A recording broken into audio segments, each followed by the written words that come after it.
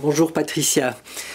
L'éclatement de la guerre en Ukraine, première guerre dite totale en Europe depuis plus de 70 ans, au point que nous en avions presque oublié la possibilité et que, malgré de nombreux signes et discours explicites, la tonalité générale fut de ne pas pouvoir y croire et de n'en rien vouloir savoir à de multiples niveaux.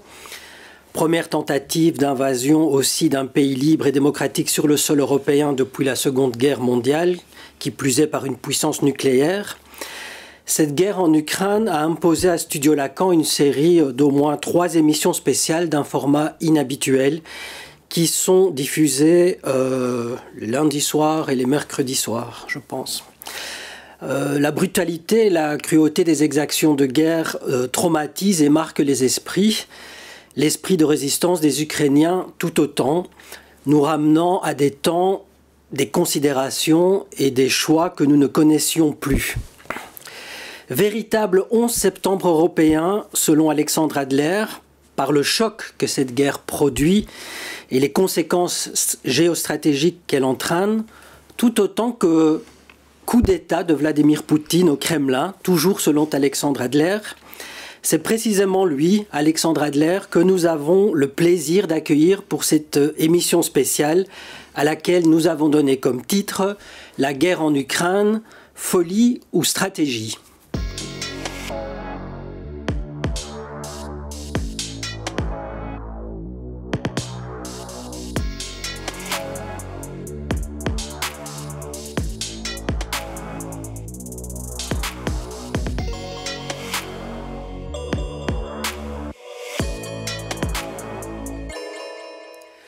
Bonjour Alexandre Adler. Bonjour. Merci d'avoir accepté notre invitation. C'est moi qui suis très honoré d'être dans cette antenne. Historien, journaliste, essayiste, auteur de nombreux ouvrages de géostratégie, spécialiste des relations internationales et grand connaisseur du Kremlin et de la Russie dont vous parlez la langue, nous allons vous demander vos interprétations de ce moment historique et les perspectives que vous y voyez. Bonsoir, bonjour Alexandre. Bonsoir. Alors, dans une interview accordée au quotidien belge Le Soir, intitulée « L'opération militaire va-t-elle un boomerang remonter depuis Kiev jusqu'à Moscou ?» Vous disiez que Poutine s'inscrivait dans la continuité russe de la complexité des destins humains, comme nous avons pu l'appréhender grâce à Tolstoï et Dostoïevski. Et oui, c'est pas un hasard si finalement le roman russe est le grand roman du 19e siècle. Je ne suis pas du tout méprisant ni de Flaubert, ni même de Balzac, qui m'ennuie un peu, mais certainement pas Flaubert. Mais quand même, eh bien, quand on regarde le roman russe, il a dominé de toute sa grandeur, tout le 19e siècle. Il l'a façonné, et je dirais même qu'à travers le docteur Givago de Pasternak, au fond, la véritable réflexion sur le communisme est venue de Russie aussi, et c'était tout à fait naturel. Alors justement, en quoi, selon vous, son geste guerrier, donc de Poutine, s'inscrirait-il dans cette continuité russe ? Et finalement, qu'est-ce qui le déterminerait à un pareil destin ? Vous évoquez dans votre article donc, du Soir, vous le décrivez plutôt comme un homme à la fois traumatisé et en même temps formaté par le KGB, du fait de son histoire. Alors, formaté par le KGB, totalement. parce qu'il pense que c'est une pléiade de héros qui ont fait l'Union soviétique. Sans le KGB, pas de salut. Et d'ailleurs, il a fait un texte qu'il a écrit lui-même de sa blanche main, en le dissimulant dans un ouvrage à la fois d'un auteur américain et d'un auteur russe, dans lequel il donne son interprétation du stalinisme. Et alors, quel est le grand crime de Staline? Et ça dit déjà beaucoup de Poutine, c'est d'avoir fait du mal au KGB. Bien entendu, les autres crimes ne sont pas très graves, peuvent s'expliquer. D'ailleurs, notre interlocuteur précédent l'a dit, l'industrialisation, tout ça, bah oui, on ne fait pas d'omelette sans casser des œufs, on fait un genre de bêtises. Mais non, par contre, s'est dressé contre le KGB, d'avoir tué des innocents tchéquistes qui n'avaient fait que tuer d'autres Russes, ça c'est inadmissible et impardonnable. C'est la pensée Poutine. Et effectivement, c'est ce qu'il pense. Le KGB, c'est une pléiade de héros. Bien entendu, son père était du KGB, son père biologique, et son père adoptif, qui joue un très grand rôle dans sa vie, Yuri Andropov, étaient tous les deux du KGB. Ils étaient bien entendu tous les deux juifs. Et lui-même, d'ailleurs, est un très bon juif. Voilà, si j'ose dire. Mais enfin, parce que je ne peux pas vraiment dire que quelqu'un qui martyrise comme ça un homme comme Zelensky, qui a toujours été d'une dignité exemplaire, il s'est jamais présenté comme un héros juif, il ne l'était pas d'ailleurs, c'était un comique. Et il méprise les comiques, bien sûr, Poutine, parce qu'il est également homophobe, enfin, tout ce qu'on veut. Mais en tout cas, jamais il n'aurait dû accepter de se dresser contre un homme comme Zelensky. Et c'est ce qu'il a fait. Bon, ben voilà. Mais c'est ça, sa grande folie. Mais il se prend, bien entendu, aujourd'hui, dans une espèce de folie de conversion. C'est pour ça que je le pense quand même dans un état de santé mentale très précaire. Justement, je vais y venir. Mais je pense d'abord qu'il est dans une espèce de fuite en avant extraordinaire, dans lequel il pense que son acte décisif est capable de renverser l'histoire. Il renverse toute la table.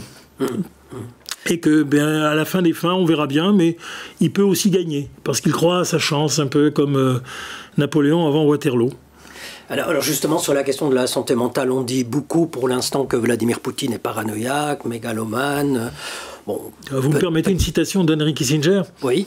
Il dit « Même les paranoïaques ont des ennemis ». Voilà. C'est-à-dire que quand même, il connaît bien le système, et il sait très bien que ce qui s'est passé ces derniers temps, avec des gens dont il pensait qu'ils lui étaient acquis, et il l'était à un moment donné, mais qui ont cessé finalement de plaisanter avec ces foucades, c'est qu'il a perdu leur confiance et il a compris que ces trois dirigeants, c'est ceux dont j'ai parlé dans mon article du soir, c'est-à-dire le chef de l'armée, mongol, c'est très important, Shoigu, parce que mongol, fils de mongol, géant mongol, il a dit, et ça je le sais, ce n'est pas du tout une information, une supputation.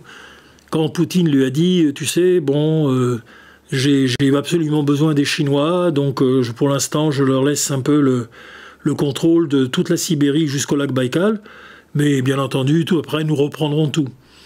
Alors, c'est là où Shoigu, qui n'a pas sa langue dans sa poche, lui a dit, bah, tu es gentil, mais il se trouve que moi, je suis du lac Baïkal. Et c'est chez moi. Et chez moi, les Chinois ne rentreront pas. Alors, ça te plaît pas, mais moi, je te dis non.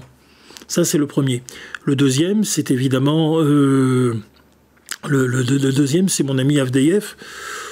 C'est pas le compromettre parce que tout le monde s'affiche chez la mienne et il sait très bien, il a été ambassadeur à Paris, c'est un homme extrêmement cultivé, il ressemble un peu au prince André pour un casting de Tolstoï, mais enfin il est tout à fait juif aussi et il est évidemment l'homme qui, ambassadeur à Rome, dirige en réalité depuis Rome et son ambassade au Vatican toute la politique russe au Moyen-Orient, c'est-à-dire la présence russe aux côtés d'Israël d'ailleurs, en Syrie, au Liban. Le troisième homme, c'est le plus incroyable, c'est Narishkin. Narishkin qui, comme j'avais dit un jour d'ailleurs à Avdeyev, je dis mais Narishkin, c'est la grande famille des Narishkin, parce que je lui ai serré la main, il parle un français parfait bien sûr, comme toute la noblesse russe. Alors il se trouve que, alors, il m'a dit mais oui, qu'est-ce que tu veux, on les a pas tous tués. En plaisantant. Et ce Narishkin, non seulement il n'a pas été tué, mais son ancêtre, c'était tout simplement la mère du tsar Pierre le Grand, le fondateur de la Russie moderne. Et la famille Narishkin a continué son œuvre jusque sous Nicolas II. Nicolas II a eu de sa maîtresse quasiment morganatique, la princesse Narychkine, un fils qui est entré au KGB, parce que Staline, qui était un snob comme un pot de chambre, l'a promu. Alors, il n'a pas eu une grande promotion, mais enfin, il a fait une carrière normale au KGB. Et maintenant, son fils est toujours là. Alors, pour nos téléspectateurs, est-ce que vous pouvez situer ces personnes? C'est le clan Poutine? Ça a été des gens... Ce sont ses amis? Ça a été des gens qui ont fait avec Poutine. Ce sont des gens qui le soutiennent encore actuellement ou qui ne le soutiennent plus, justement? Qu'est-ce qui vous fait... C'est compliqué, parce que les Russes mentent toujours, d'abord, pour commencer, parce qu'ils n'ont pas confiance. Et ensuite, petit à petit, ils se défendent parce qu'ils ont besoin de parler. Et puis, quand ils sont en confiance, ils disent tout ce qu'ils pensent. C'est-à-dire que si vous prenez Avdeyev, qui a été ambassadeur à Paris, que je connais fort bien, et qui a tout fait d'ailleurs pour aider la noblesse russe quand il y a eu les grandes réhabilitations, c'est un homme qui est assez sceptique sur Poutine et qui considère que c'est un homme qui fait plutôt de la musculation qu'il ne travaille son cerveau. Il n'a jamais considéré que c'était un génie, surtout avec moi. Maintenant, on peut le dire. Mais enfin, cela dit, il était loyal quand même, hein. Et puis, mais il a empêché, par exemple, Poutine, ça c'était une histoire importante, lorsqu'il était ministre de la Culture, de mettre un grand insigne phallique au-dessus de Pétersbourg, et qui aurait défiguré complètement la ville. Et il a obtenu, avec des associations comme ça, de le mettre en échec, et ainsi ses amis oligarques à qui il avait promis cet emblème phallique. Et il pense en gros qu'il est plus doué en musculation qu'en pensée. En fait, Poutine était davantage soutenu à l'époque qu'il ne l'est maintenant.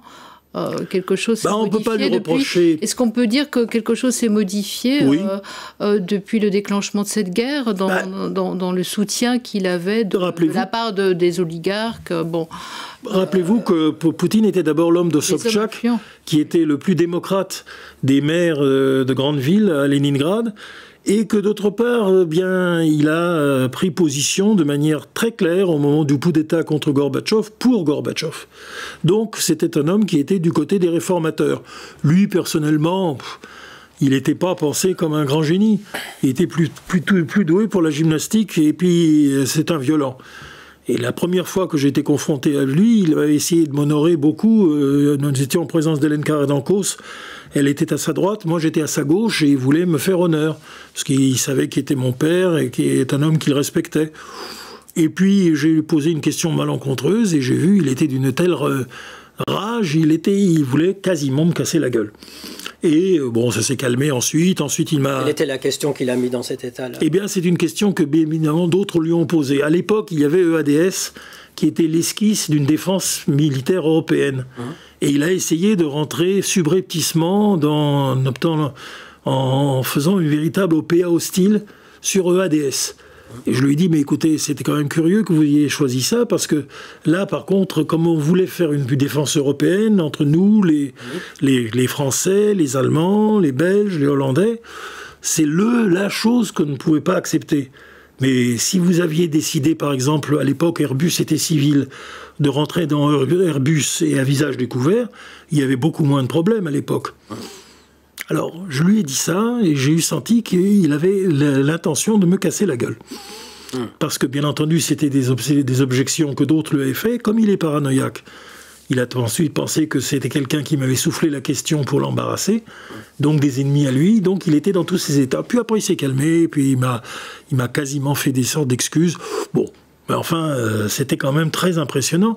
Et c'est là qu'il a fait une déclaration de patriotisme israélien, que je n'attendais pas de lui, en disant, voyez, l'histoire militaire, il n'y a aucun problème. D'ailleurs, nous avons d'excellents rapports de coopération avec Israël. Et c'était pour me dire, tu vois, toi, t'es un petit dégonflé, mais moi, je n'ai peur de rien, et je dis que je suis pour Israël. Alors, c'était à la fois touchant, hein, bien sûr, et très inquiétant.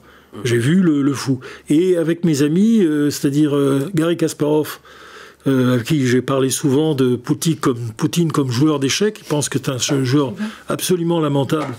Et puis Pavel Lungin, on l'avait surnommé le roi des imbéciles, Durak Durakovic.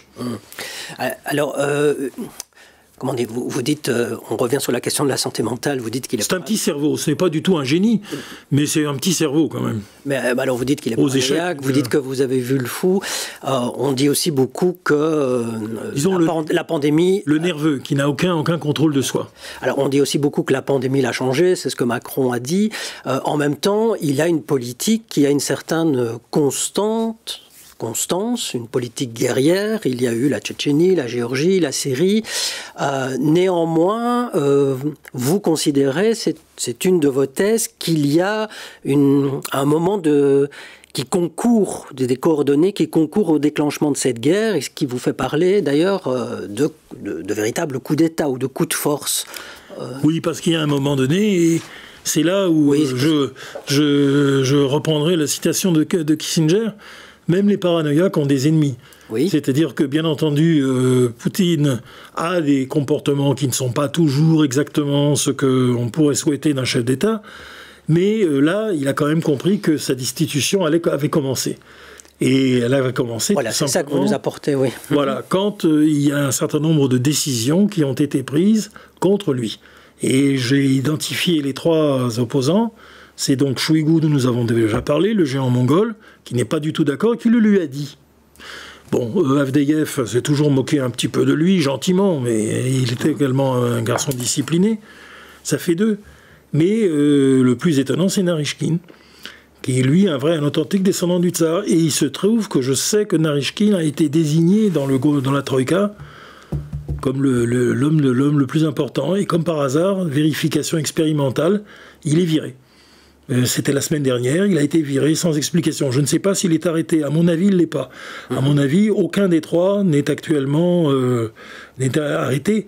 Pas plus que Lavrov, le ministre des Affaires étrangères, qui s'est déjà acheté un appartement sur l'East River, à côté du siège des Nations Unies, et qui n'a pas l'intention de revenir. Donc c'est la débandade. Si on regarde tous les décideurs dont on nous parle gravement, ils ne sont pas là. Alors, Shoigu, qui est quand même le ministre de la Défense, a disparu médiatiquement pendant 15 jours. Mais il a les codes. Et étant donné la répartition des choses, même si Poutine fait l'ordre de dire utilisez l'arme, bien entendu il ne le fera pas, mais disons mettez-vous en alerte rouge. L'alerte rouge, c'est Shoigu qui doit l'aider. Où il est Shoigu, on ne sait pas. Comme on dit dans la grammaire russe, là, Gorky avait disparu, Gorkova Niesta, là. On ne sait pas où il est.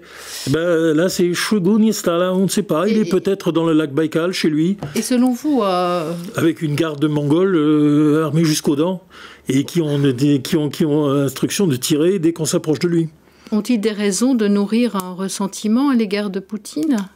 Poutine veut exactement comme dans Le Parrain, les éliminer les uns après les autres. Avec tous ses regrets. Hein. C'est tout parfaitement raconté par, dans Le Parrain, qui est un film extraordinaire, mais c'est les méthodes de la mafia. Et il a fait remonter, pourquoi il a fait remonter tout le groupe Wagner de l'Afrique, là, avec un chef japonais qui est un gauchiste japonais qu'on a identifié, qui, semble-t-il, ce sont des mercenaires. Et quelle est leur instruction ? Les tuer ? Donc vous situez l'invasion de l'Ukraine et la déclaration de guerre à l'Ukraine comme ayant des enjeux internes pour Poutine ? Évidemment. Ou ça passe, ou ça casse. C'est ce qu'il pense. Et il pense qu'avec une espèce de... Avec sa chance, il va réussir à changer le destin. Et il se dit que, si c'est perdu, tant pis... Et j'ai dit qu'il pouvait être suicidaire, mais je n'en sais rien.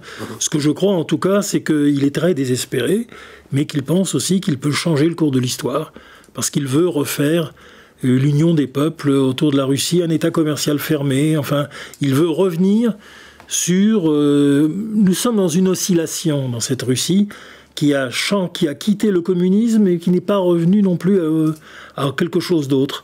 Ce quelque chose d'autre a lieu maintenant. Nous sommes là, témoins de cela, et ça va venir. Donc c'est un rêve. Il rêve d'une Russie une. Une Russie une, à lui, avec l'Ukraine dedans, la Biélorussie. Et puis et en même temps, il mesure pas vraiment, le Kazakhstan aussi, d'ailleurs. Il ne mesure pas vraiment la réalité occidentalisée, finalement. Pire que ça, il fantasme. Il a oublié à quel point aujourd'hui, y compris l'Ukraine particulièrement, mais aussi la Russie elle-même, vivent de l'Occident, vivent des entreprises occidentales et pénétrés des influences occidentales.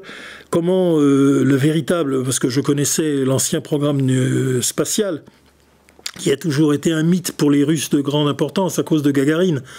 Aujourd'hui, j'ai connu Sagdeev, qui ensuite a vécu aux États-Unis. Mais aujourd'hui, je ne sais pas qui sont les hommes, mais ils ont pris des décisions, et bon, Poutine était d'accord, mais c'était pas lui qui était... mais les décisions fondamentales, c'est d'aller à Kourou et de s'installer en Guyane, de déplacer donc tout le programme spatial ou ce qui en restait, qui était encore au Kazakhstan, et de transférer tout en Guyane. Et ils sont encore là, ils sont pas expulsés. Alors la situation est gelée.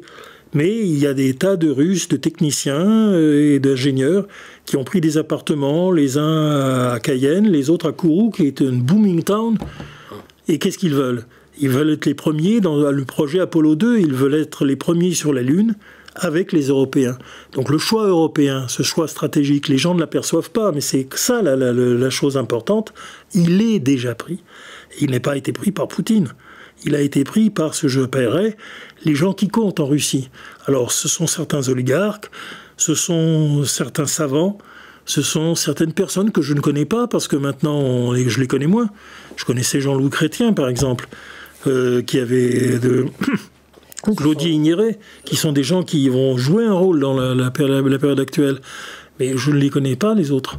Et ce sont ces gens-là qu'il a visés récemment en disant qu'il y aura, que finalement les événements actuels produiront une sorte de purge interne naturelle contre tous ceux qui, en Russie même, sont attirés par cette vie occidentale et qu'ils semblent détester. Mais exactement, c'est du pur Staline.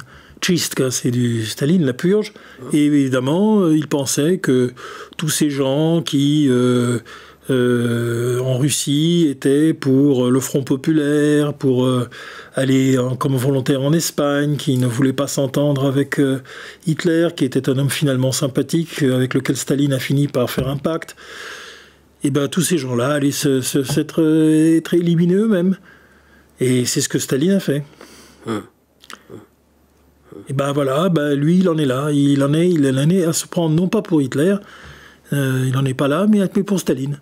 Et il pense que Staline avait raison, qu'il a fait une grande Russie, et que lui la refera aussi contre toutes les idées reçues sur l'interpénétration des cultures, des processus industriels, des technologies. Ben non, nous ferons tout nous-mêmes. Vous parliez de suicide politique.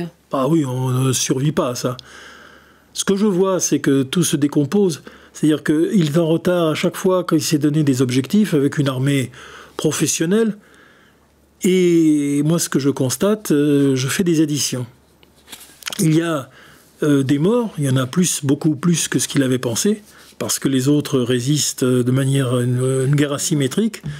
Et il y a quand même, je sais bien qu'il y a une inflation de généraux, mais enfin, un amiral qui devait faire prendre Odessa a été tué par les Ukrainiens, et 7 ou 8 généraux, c'est énorme. Et ça, il n'avait pas prévu. Et puis deuxièmement, je vois aussi qu'un certain nombre de gens qui donc auraient été prisonniers, alors bon, il y a la propagande de Zelensky, il y a la propagande des uns et des autres, mais enfin, il y en a qui ont disparu tout simplement. Les additions ne tombent pas. Alors où ils sont ? Ils sont privatisés. C'est exactement ce qu'on a vu au Mexique avec des pans entiers de l'armée mexicaine qui sont devenus des cartels. Et ben voilà, nous avons des cartels, des gangsters qui sont partis avec leurs armes et qui maintenant vont faire des casses, vont tuer des civils, mais pas pour tel ou tel camp, mais pour leurs propres intérêts. On va finir par les abattre les uns après les autres, mais pour l'instant c'est ça. Et nous vivons la petite monnaie de la décomposition d'une armée. Exactement comme la grande armée est arrivée déjà avec un tiers de son effectif disparu, égaillé, dans les campagnes entre la frontière russe et Moscou. Donc vous, au fond, vous soutenez ce moment-ci comme étant un moment de fin de règne de Poutine. Évidemment, il ne s'en sortira pas. Déjà, il a échoué. Je veux dire que il peut encore échouer plus gravement. Mais déjà, ce que les Ukrainiens lui ont infligé comme défaite sur le terrain est quelque chose dont il ne se remettra pas. Déjà, la Finlande, avec la résistance qu'elle a opposée en 1940 à l'invasion soviétique, oui, a montré ce qu'un peuple qui a la volonté de se battre peut faire. Et là, c'était exactement ce qui se passe. Et bien entendu, la nation qui est née, la nation ukrainienne, est composée à peu près également de gens qui sont d'origine russe, avec des noms russes, et des gens qui sont d'origine ukrainienne. Alors maintenant, je sais qu'il faut dire Kharkiv et tout ça, c'est des bêtises. Enfin bon, tout le monde parle russe. Mais exactement comme les Irlandais qui parlent tous anglais, mais qui ne voulaient pas se soumettre à l'Angleterre, et bien de la même manière, aujourd'hui, les Ukrainiens, ils ont beau parler russe, et ils ont beau ne parler que russe, particulièrement Zelensky, qui a dû apprendre laborieusement un peu d'ukrainien, ça n'a aucun intérêt d'ailleurs, mais c'est pas ça. C'est qu'en russe, eh bien, la population ukrainienne a décidé qu'elle était indépendante et démocratique, et que c'est une nouvelle nation qui est née. Pas la nation des pogroms qu'on nous a appris quand j'étais enfant, enfin, l'hallucination de Babillard et tout ça, mais non. Il s'agit d'une nation démocratique et qui est fière, pas de manière ostentatoire, mais d'avoir un président juif et d'avoir tourné la page justement de certains aspects sombres. Mais quels aspects sombres? Parce que quand même, il faut rappeler que la moitié de la population ukrainienne a servi dans l'armée rouge et contre les hitlériens. Et de quel droit on fait une suspicion alors que Vlasov, jusqu'à nouvel ordre, et les collabos qui se sont ralliés aux Allemands étaient des Russes du Nord. Donc tout ça est des bêtises. Ce sont des mythes. Il y a des Ukrainiens héroïques. Et heureusement qu'ils étaient là pour se battre avec les autres, avec les Juifs, avec les Russes, avec les Tatars, avec tous les peuples qui ont fait que l'Union soviétique a survécu. Et pour Poutine, tout ça, c'est une surprise? Mais oui, il se racontait des mythes qu'on l'a excité, et puis il s'est raconté, il vit dans l'hallucination. Et il pensait qu'effectivement, la grande Russie, avec les sacrifices qu'il demandait aux gens, mais enfin, après tout, un chef russe est un grand chef quand il demande des sacrifices. Regardez Zhukov, son bilan lamentable. Eh bien oui, il pensait ça, comme Zhukov. Je vais faire à vous entendre, il y a plusieurs mondes en Russie. Ben oui, mais écoutez, les Russes ont appris à vivre avec le monde extérieur. Ils connaissent les produits français, ils connaissent les entreprises étrangères. Ils ont aujourd'hui la possibilité de sortir. Il y a toute une communauté russe qui a élu la Catalogne maintenant. Et c'est pas que des retraités. Et on les trouve, les Russes, un peu partout. Allez, je ne vais pas faire des mouvements de menton, mais on ne parle même pas de toutes les putes russes et ukrainiennes qui sont très contentes quand même de pouvoir sortir et d'égayer la vie de Dubaï ou des pays du Golfe. Non mais, je plaisante. Mais les Russes, il y en a partout aujourd'hui. Et les Russes sont des gens qui sont présents dans toutes les sociétés. Et bien entendu, le problème juif n'est plus un problème. Pour eux, un juif est un Russe comme eux. Et c'est de la stricte vérité. Et donc, ce qui est en train de se passer... Vous ne croyez pas à la possibilité, à la tentative de Poutine de refermer complètement le pays c'est une hallucination. Et par contre, il a vu, et là, il a eu raison, que le processus de remplacement était en route. Et que maintenant, il n'était plus écouté, qu'on ne le suivait plus, qu'il ne pouvait plus donner des ordres avec des gens qui autrefois étaient assez d'accord avec lui. Mais c'est fini maintenant. C'est exactement comme dans Le Parrain. Avant, on était d'accord avec toi, mais maintenant, on n'est plus d'accord. Vous dressez un portrait de Poutine étonnant parce qu'on se le représente plutôt et on le décrit, on nous fait peur par sa dimension de puissance. Vous décrivez... C'est un pauvre garçon hein, et il me fait vraiment peine. J'ai la peine pour lui, j'ai la peine pour son père qui était un héros, qui est mort... Un pauvre garçon ? Mais oui, bien sûr. Vous dites désespéré et désespérant. Vous savez ce que c'est qu'un orphelinat russe ? Oui, c'est un orphelinat de français ou belge, mais plus. C'est-à-dire qu'il a été mis dans l'orphelinat lorsque son père a été arrêté, qui s'appelait Broverman. Et on l'a mis là dans cet orphelinat. Il est resté des années, évidemment maltraité, très maltraité. Et puis, lorsque Andropov était à l'apogée de son prestige, puisqu'il a sauvé Budapest de façon extrémiste, si j'ose dire extrême. Alors à ce moment-là, un certain nombre de ses amis lui ont dit, tu sais, il y a le fils de notre ami Broverman, le petit Poutine, qui est dans un orphelinat, il est maltraité, c'est horrible. Alors tu peux pas le sortir, lui, le vieux. Mais d'ailleurs, il l'a vu une fois, le pauvre Poutine. Une fois, il a vu son père. Une journée. Mais par contre, lui, tu peux le sortir. Alors, Andropov a dit, tu crois vraiment? Mais oui, tu peux le sortir. Tu n'as qu'à le prendre. Et alors, il avait un collaborateur qui s'appelait Poutine, qui était un brave homme, dont les enfants étaient... La fille était morte de faim à Leningrad. Ça fait une histoire terrible. Mais sa mère voulait toujours adopter un orphelin. Et alors, il a dit, si je l'adopte tout de suite, Andropov a dit, je ne lui ferai que du tort. Puis il a fini par l'adopter, quand même. Mais puisqu'on le voit aux obsèques, il est dans le carré de la famille. Mais il a dit, tu peux déjà demander à Poutine de le prendre, de l'adopter, puis comme ça, il sera tranquille. Et il a pris le nom de Poutine. Et en fait, c'était tout son immeuble à Leningrad qu'il a protégé. Puis comme il était violent, qu'il faisait des bagarres tout le temps, il avait toujours des problèmes, c'était toujours des maux de tête pour Andropov qui devait intervenir pour essayer de le protéger. Enfin, il faisait conneries sur conneries. C'était un gosse qui était maltraité, et puis ensuite, évidemment, il maltraite à son tour. Ça, on voit tout à fait. Oui, alors justement, pour embrayer sur ce... Donc j'ai une grande pitié pour ce garçon. Voilà, mais pour embrayer sur ce que Patricia évoquait, vous dites vous le décrivez comme en fin de règne, il était jamais à sa place. Désespéré, mais en même temps désespérant. Vous nous disiez aussi qu'il y avait quand même quelque chose d'angoissant. Au fond, j'ai une question, il nous reste 5-6 minutes. Au fond, quel destin vous voyez à la fois, sans faire de prophétie, mais à la fois à cette guerre et à Poutine? Parce que d'un côté, vous décrivez une possibilité de désintégration interne ou d'opposition interne, et de l'autre côté, vous parlez aussi d'actes suicidaires, et on sait que ça peut prendre un temps énorme et entraîner dans un chaos généralisé, une apocalypse guerrière. Je vais être très clair, je souhaite ardemment que Poutine survive à cette affaire, qu'il ne soit pas flingué, pour dire les choses, ou qu'il ne se flingue pas. Bien entendu, c'est une facilité, mais c'est une fausse facilité, parce qu'il y aura un culte de Poutine, le martyr du peuple russe, parce que les Russes seront... Il y a une majorité, malheureusement, de gens malheureux qui n'ont rien compris, qui sont désinformés, et qui vont en faire un saint.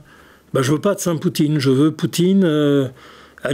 non pas à Sainte-Hélène, c'est-à-dire en fait, j'ai trouvé les îles Solovki où Lénine alors on voyait les gens qu'il allait déporter ou qui mouraient de faim là-bas.